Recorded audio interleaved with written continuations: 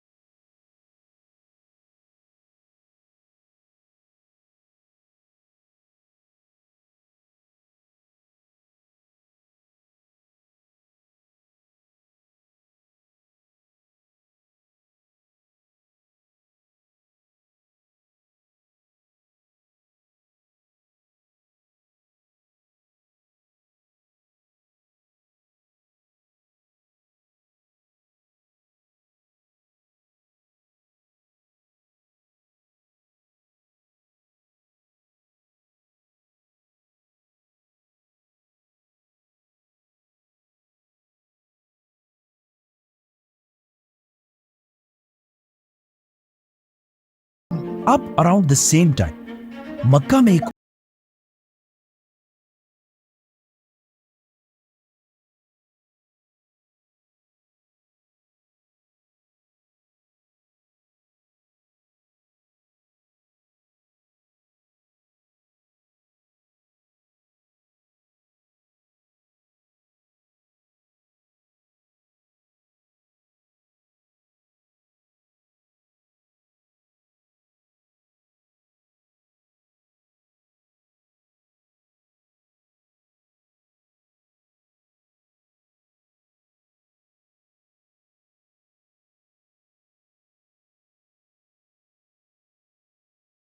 جبرائیل علیہ السلام اسلام کا میسج لے کر آئے، تو حضرت خدیجہ اور علی رضی اللہ تعالیٰ عنہ کے بعد سب سے پہلے اسلام ان کے بیسٹ فرینڈ ابو بکر رضی اللہ تعالیٰ عنہ نے قبول کیا، اور اپنے باقی دوستوں کو بھی آپ صلی اللہ علیہ وسلم کے پاس اسلام قبول کرنے کے لیے لائے، اور آگے جا کر ان کے یہی دوست اسلام کے سب سے بڑے لیڈرز بنے، جیسے کہ تیسرے خلیفہ عثمان، عبد الرحمن بن عوف، زبیر، طلحہ، ابو عبیدہ اور سعد بن ابی وقاص۔ اسلام کی طرف سب سے پہلے مکہ کے طاقتور نہیں بلکہ مکہ کے سب سے غریب لوگ آئے، جن میں سے بہت سارے تو غلام تھے، کیونکہ پہلی بار اسلام نے انہیں یہ سوچ دی تھی کہ وہ کسی انسان کے نہیں بلکہ صرف اور صرف اللہ کے غلام ہیں، اور اسی سوچ کی وجہ سے آہستہ آہستہ عرب کا ٹرائبل نظام خراب ہونے لگا، کیونکہ پہلی بار غلام اپنے آقاؤں کے سامنے کھڑے ہونے لگے۔ لیکن ایز آئی سیڈ عرب بہت ہی ایک سخت ٹرائبل سوسائٹی تھی، which means ان غلاموں کو پروٹیکٹ کرنے والا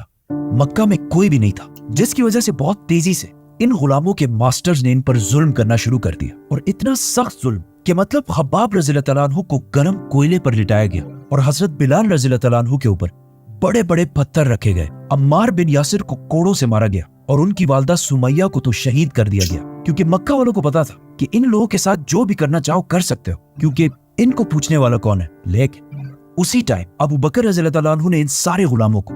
اپنے بزنس کی طاقت سے آہستہ آہستہ بچانا شروع کیا۔ تو سب سے پہلے ابو بکر رضی اللہ تعالیٰ عنہ نے بلال رضی اللہ تعالیٰ عنہ کو ان کے ماسٹر امیہ سے منہ مانگی پرائس پر خرید کر آزاد کر دیا۔ اس کے بعد ابو بکر رضی اللہ تعالیٰ عنہ نے خباب کو بھی خرید کر آزاد کر دیا، اور ایون ایک بوڑھی بلائنڈ عورت کو بھی اپنے ماسٹر سے خرید کر آزاد کر دیا، اور اسی طرح آہستہ آہستہ باقی بہت سارے غلاموں کو خرید کر آزاد کرایا۔ مکہ کے لوگ اور ایون حضرت ابو بکر رضی اللہ تعالیٰ عنہ کے والد جو خود مسلمان نہیں ہوئے تھے، وہ سب اس بات پر حیران تھے کہ ابو بکر آخر کیوں ایسے کمزور لوگوں کو آزاد کر رہے ہیں جو اتنے غریب ہیں کہ وہ اسلام کی طاقت بڑھانے میں بھی کوئی خاص رول ادا نہیں کر سکتے۔ مطلب ایک بلائنڈ بوڑھی عورت زیادہ سے زیادہ اسلام کے لیے کیا کرے گی؟ لیکن پھر بھی अबू बकर रज़ी अल्लाह तआला अन्हु इन सारे गुलामों को डबल ट्रिपल प्राइस पर खरीद कर आजाद कराते रहे। इस इतने सख्त जुल्म की वजह से इस्लाम के पहले दिनों में मुसलमान अपनी सारी एक्टिविटीज बाकी मक्का वालों से बिल्कुल छुप के किया करते थे, जिसके लिए उन्होंने एक सीक्रेट हेडक्वार्टर भी बनाया था जिसका नाम था दारुल अरकम। और मुसलमानों का ये सीक्रेट हेडक्वार्टर भी अबू बकर रज़ी अल्लाह तआला अन्हु की फंडिंग से ही चलता था। इस इतने टेंस सिचुएशन में जब मक्का वाले मुसलमानों पर बहुत जुल्म कर रहे थे और हर वक्त मुसलमानों का मजाक उड़ाते रहते थे, तो एक दिन अचानक आप सल्लल्लाहु अलैहि वसल्लम मक्का के सरदारों के पास आए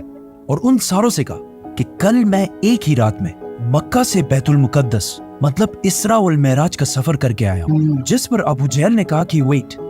व्हाट, और आप सल्लल्लाहु अलैहि वसल्लम से कहा कि मैं बाकी सारे लोगों को भी अगर जमा करके ले आऊं तो क्या आप उन सारों के सामने भी यही बात दोहराएंगे? तो आप सल्लल्लाहु अलैहि वसल्लम ने कहा ऑफ कोर्स। जिस पर अबू जहल जोर जोर से मक्का के लोगों को बुलाने लगा कि ये बात सुनने के बाद तो आप सल्लल्लाहु अलैहि वसल्लम की बात कोई भी नहीं मानेगा। और कुछ नए मुसलमान इन बातों को सुनकर थोड़े कंफ्यूज भी हुए। लोगों ने जब ये सुना तो वो भागकर सबसे पहले अबू बकर रज़ी अल्लाह तआला अन्हु के पास गए, क्योंकि उनको पता था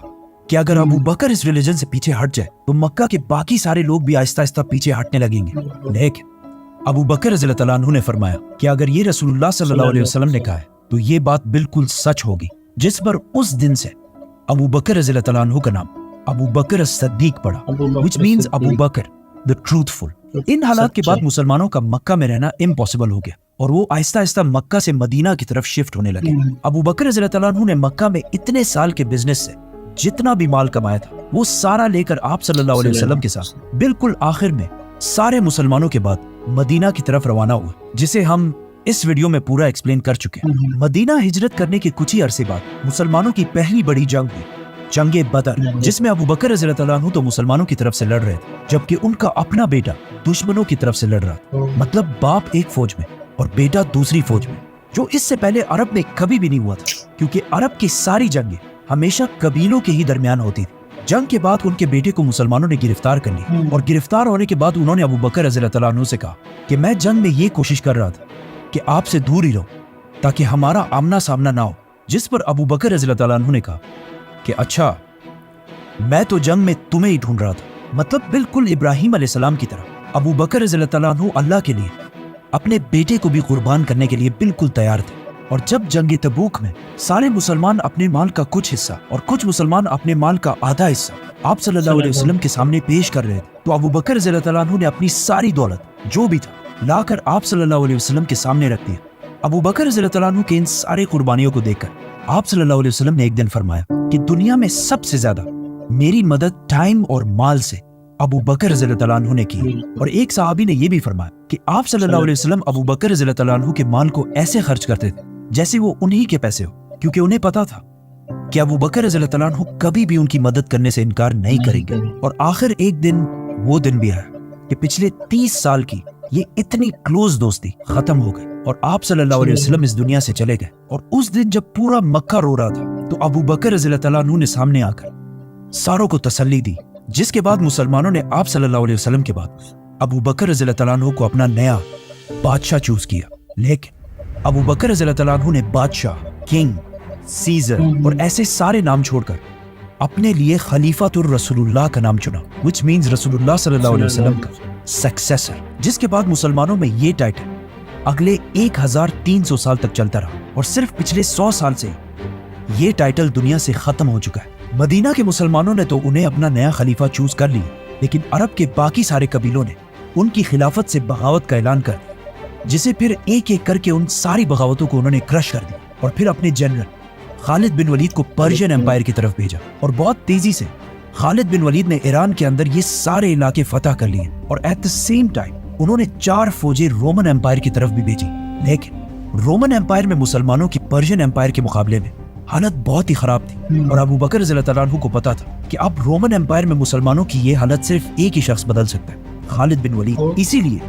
अबू बकर रज़ी अल्लाह तआला अन्हु ने पर्शियन एम्पायर की सिटी फिराज फतह होने के बाद मदीना से खालिद बिन वलीद की तरफ एक लेटर भेजा कि पर्शियन एम्पायर में अपनी सारी एक्टिविटीज खत्म करके अपनी आधी फौज के साथ रोमन एम्पायर की तरफ जाओ। अब खालिद बिन वलीद के पास 2 ऑप्शंस थे कि या तो इस रास्ते से रोमन एम्पायर की तरफ जाए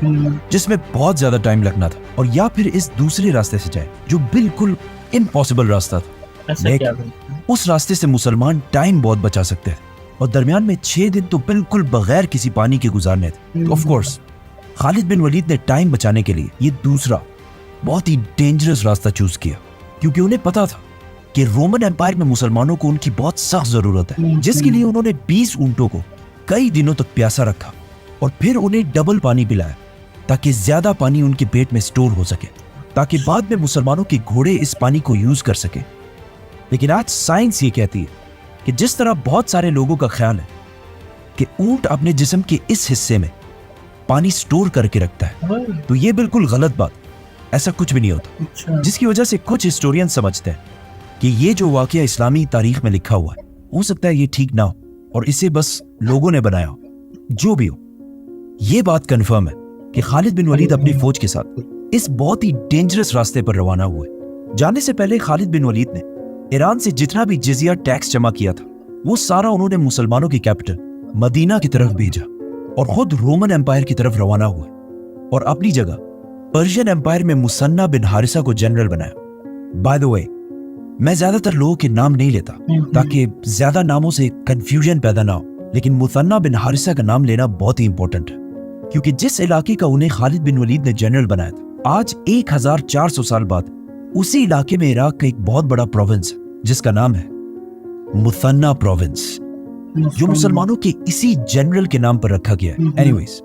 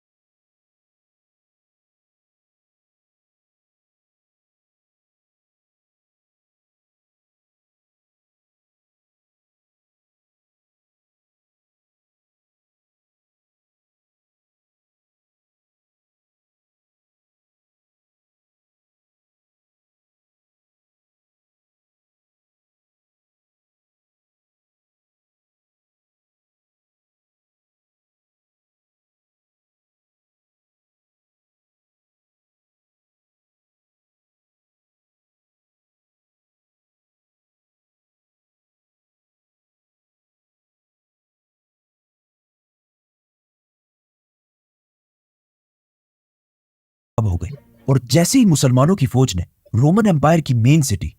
डमस्कस को हर तरफ से घेर लिया, तो उसके सिर्फ 2 दिन बाद मुसलमानों के पहले खलीफा अबू बकर रज़ियल्लाहु तआला अन्हु इस दुनिया से चले गए। लोग नॉर्मली अबू बकर रज़ियल्लाहु तआला अन्हु की खिलाफत को इतना क्रेडिट नहीं देते, लेकिन अगर देखा जाए तो अबू बकर रज़ियल्लाहु तआला अन्हु ने सिर्फ 2 सालों में पूरे अरब की बगावतों को क्रश करके पूरा अरब दोबारा यूनाइट किया और पहली बार कुरान को एक बुक की शक्ल में कंपाइल किया, और एक ही टाइम पर उस वक्त की 2 बड़ी सुपर पावर्स रोमन और पर्शियन एम्पायर पर हमला करके उनसे इन सारे इलाकों को फतह कर लिया। और इन सब कामों के दौरान एक दिन हजरत उमर रज़ियल्लाहु तआला अन्हु ने देखा कि अबू बकर रज़ियल्लाहु तआला अन्हु हर सुबह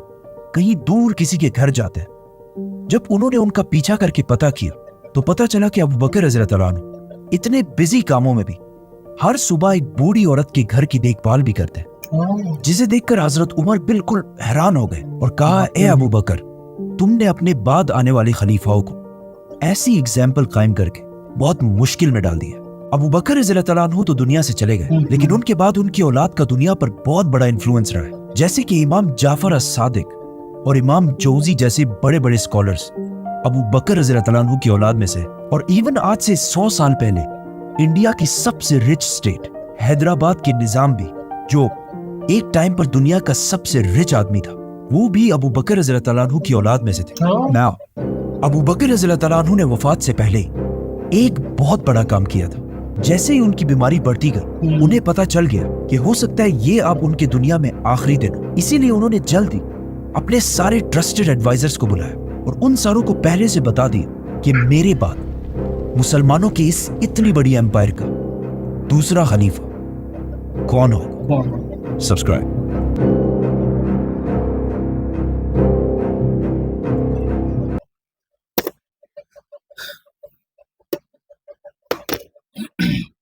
تو دوستوں ویڈیو کیسی لگی؟ اگر ویڈیو پسند آئی ہو تو کمنٹ کر کے بتانا اور چینل کو سبسکرائب کر دینا. Thank you.